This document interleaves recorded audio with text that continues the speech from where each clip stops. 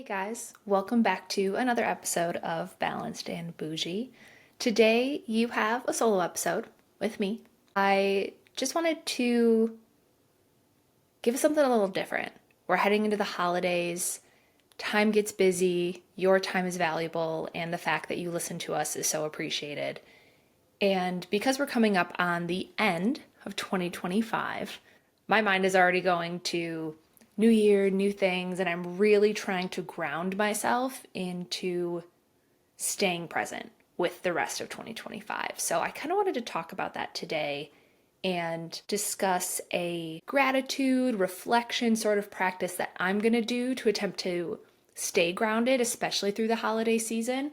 And I just thought I would share it with you guys. So when you have time to set aside, there's no exact right way to do this. However, I would recommend if you can sit in a quiet space, maybe get yourself a cup of tea, light a candle, play some music, whatever makes you zen. If it's warm enough where you are, you can go outside, be in nature, but having a pen and paper and getting prepared to kind of write out your thoughts. I know some of us don't love to write. You could put it in a voice note. You could just think through these things while you're walking, but there is something to seeing the reflection that I'm about to talk about on paper that, at least for me, someone who doesn't necessarily love to journal long form, I find it really beneficial. And then you can always reflect on it as well. Are you looking to make a change in your life?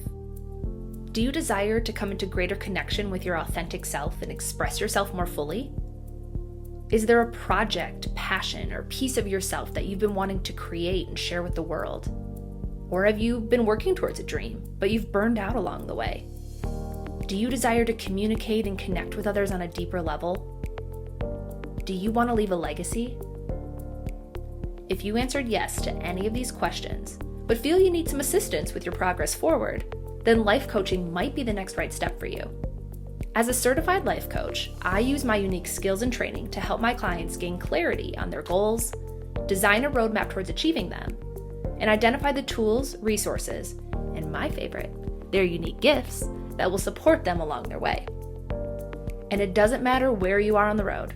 If you're right at the beginning, halfway there, almost to that finish line, or you can't even see where the road begins yet. Regardless of where you are, if you're ready to invest in yourself and your dreams with a dedicated coach who's excited to champion you along your way, I would love the chance to work with you.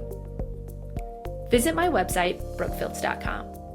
There you will find more information about the coaching services I provide and how to book your free, no strings attached, 30-minute consultation. Whether you're ready to stop playing small or eager to expand boldly, let's do it together. Wherever you choose to do this practice, first make sure that you're grounded in your body. So if you have your feet planted on the ground, sitting up straight, trying to align your spine. Maybe close your eyes if it's comfortable or safe to do so. And just focus on taking 3 deep breaths. In through the nose, really expanding that belly, expanding the chest. Exhaling through the mouth, slowly squeezing every last bit of air out. Maybe doing that 2 to 3 times until you feel connected into this moment right now. From there, take out whatever you need to note your thoughts and findings, whether that be a journal, just a normal piece of paper and a pen. Maybe you do type it on a computer, or you are ready to put it in a voice note. Or draw pictures. That could be cool. I've never done that, but to each their own. So, once you decide your mode, think of this as a reflection. Again, maybe you could say even gratitude practice, but thinking back on 2025, what are some things that you are grateful for? So this can be moments that happened, people you've met, people that have been in your life consistently, new projects, old things that still bring you nostalgia, anything.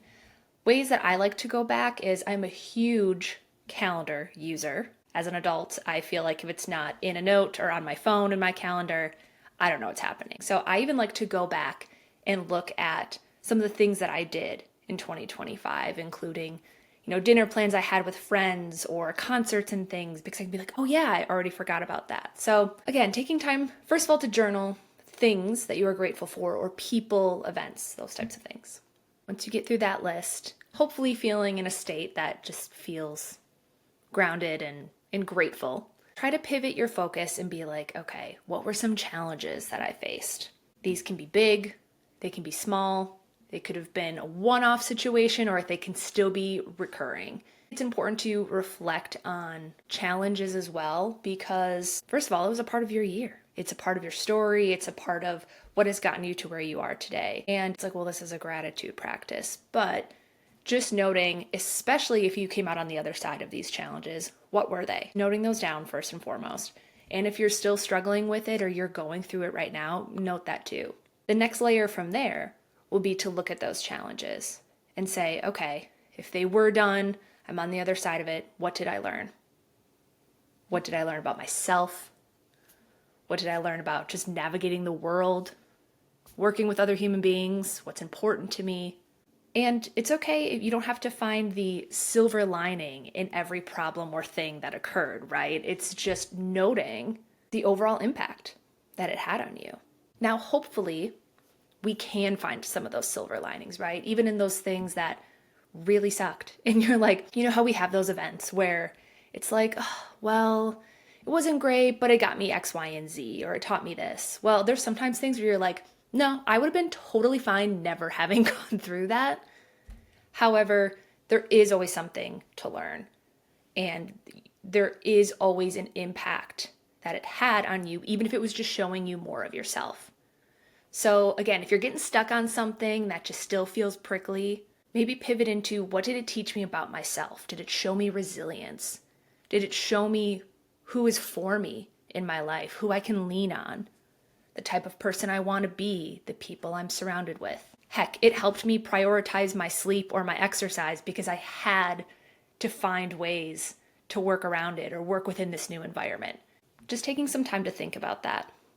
Additionally, if you can find, again, that silver lining, or the, wow, I'm on the other side of what was really challenging and it taught me all of these things, or now I'm here. Just taking time to reflect on each of these categories is the main goal of all of this, right? So we start with the outwardly positive or the memorable, moving on to these challenges, sticking points. Once you have all of that, checking in with your bodies, noticing how you're feeling. Hopefully more grounded, hopefully more present. The next layer, looking at your lists, and it might even help to write these side by side. One on the left, next on the right, unless you're flipping through pages of a notebook because you have so much to write. The last thing would be to think about your life right now. What are you grateful for right now? Could be in this moment, in your day, in your weekly routine. What are you grateful for? Who are you grateful for? Sometimes for me personally, gratitude practices can frustrate me. I'm not going to lie. When someone's like, well, sit down and just think of all you're grateful for. I'm like, if I'm having a bad day, oof, that can be hard. It can feel like an insurmountable task. So starting with that big picture and then bringing it down can sometimes be helpful. So now again, just getting as granular as possible. Were you thankful for the nourishing breakfast you had, the sunshine that's out, your warm fuzzy socks, the friend who sent you a funny meme and made your day? Little things. Reflect over this, and then I would like you to pick two, if you can, two people that stood out within this list. And yes, people specifically. This could be because they were recurring. It could have just been a one-off situation that still has an impact on you. And as we head into the holiday season, where everybody's busy and running around and different things, can you make a point to reach out to those two people? And it can be small. And just let them know what they mean to you or what that moment meant to you. So this could be writing them a letter, sending them a text, giving them a call if that doesn't set you into a state of panic, having to pick up the phone and call someone.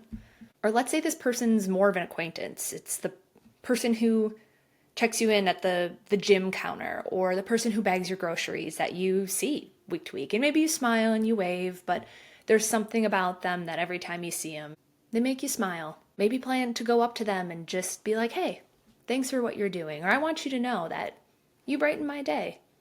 It is these little things that I think help ground us all. And we can be those messengers to each other. So there's so many different ways you can do this. And I know for some of us, it could maybe feel a little vulnerable or even a little scary, depending on who you're thinking of and who you feel pulled to reach out to. And I would almost encourage you, if you think of someone and you're like, ooh, would that be weird? Would it be weird for me to say something to this person? Maybe that's who you reach out to. And again, it doesn't have to be big. It doesn't have to be you buy them a Christmas present. It can be a text or a just well thought out, hey, thanks, next time you see them in person. So we have our reflection. We have 2 action items, and guess what? You have the rest of 2025 to do this, to reach out and say that. I would encourage you to try to do it within the next week so it doesn't fall out of your brain with all of the busyness. I would also encourage you to keep this list and reflect on it throughout the next 2 months, month and a half, whenever you're listening to this getting towards the end of the year. It can be a really helpful reminder to help ground you in gratitude, especially as times get busy. And let's be honest, the holidays are fun and great, but they can be stressful, they can be sad. The waves of emotion and stress carry on no matter what time of year it is. And especially if you're in the northern hemisphere, as things get darker, just having this reflection list, and heck, if you can add to it, even better. So that in and of itself is the reflection practice that I have for you today. Let me know your thoughts. If you did it and it was helpful for you, I would love to know. If you added any special flair to it, if you did something different, or if you found anything particularly challenging, I would love to know how this practice impacted and landed for you. If you do keep this list, again, which I would encourage you to do, and to reflect on it, it can also help move into if you want to do any New Year goal setting. And when I say goals, if you've been listening for a while, I'm not saying these have to be set in stone, super measurable, tangible, SMART goals. They can be, those are wonderful. But I also think that, especially in the space of personal development and growth, some of them, these goals can be soft, right? But reflecting on the year past will help you set next year's goals, because when you think about and you sit with the good, you can then later pull up, okay, yeah, I want this to continue. Or when you look through that challenge list, you're like, yeah, and I don't want this to come into my new year. So in doing this gratitude practice, I hope it sets you up for a more peaceful, more connected holiday season, both with yourself and with others. And it can also start the wheels turning for a fresh 2026. And again, not getting lost in the busyness. So again, let me know your thoughts. And we look forward to catching you on the next episode. Thanks for listening.